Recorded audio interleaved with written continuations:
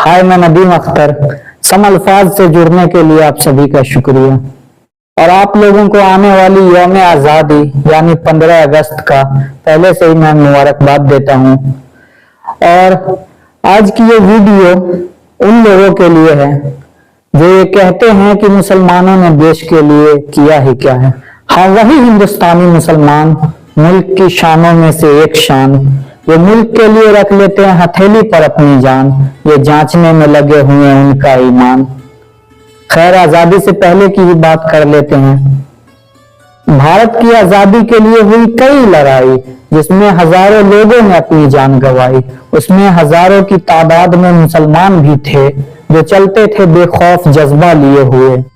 किसी ने अपनी दौलत दी, किसी ने अपनी जान, इरादा सबका एक था, आजाद हो बस हिंदुस्तान। जो इसमें बढ़ चढ़ के हिस्सा लिया वो था मुसलमान, जिसने मुल्क के लिए अपना सब कुछ दिया वो था मुसलमान, और जिसने देश के लिए कई नारे दिए वो थे मुसलमान, और गीत प्यारे प्यारे दिए वो थे मुसलमान। यूसुफ मेहर अली ने कहा साइमन वापस जाओ, हसरत मोहानी ने कहा इनकलाब जिंदाबाद की धुन मचाओ। फिर जय हिंद कह उठे आबिद हसन और अजीमुल्लाह खान बोले जय हो तेरी मादिरे वतन। और कई गीत भी लिखे जैसे पैगाम आजादी, सारे जहां से अच्छा मोहम्मद इकबाल और सरफरोशी की तमन्ना बिस्मिल अजीमाबादी। और ऐसे ही कई गीत लिखे और कई नारे, क्योंकि मुल्क से मोहब्बत था खून में हमारे। और सर कटाए लेकिन सर को झुकने नहीं दिया, बढ़ती हुई सिलसिलाए आजादी को रुकने नहीं दिया। रोज बरोज मुसलमानों के सर कटते थे, कितनों की लाशें तो पेड़ों पर लटके थे, और कितने मुसलमान आंदोलन में शरीक थे। अंग्रेजों के खिलाफ फतवा देने वाले अब्दुल अजीज थे, और ज्यादातर मुसलमानों को ही मिली काला पानी की सजा। जाकर देख लो, सबकी कब्रें हैं वहां।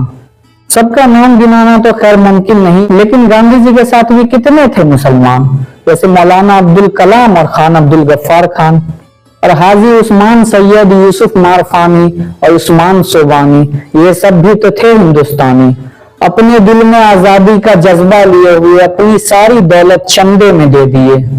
और डॉक्टर भीमराव को जिसने दिलाई थी पहचान, वो थे इसी देश के मुसलमान। अपने इलाके से इलेक्शन जितवाया, तब जाकर वो लिख पाए संविधान। और कौन भूल सकता है उनको, मैसूर का शेर टीपू सुल्तान, और कितनी कम उम्र में सजा पाई अशफाकुल्लाह खान।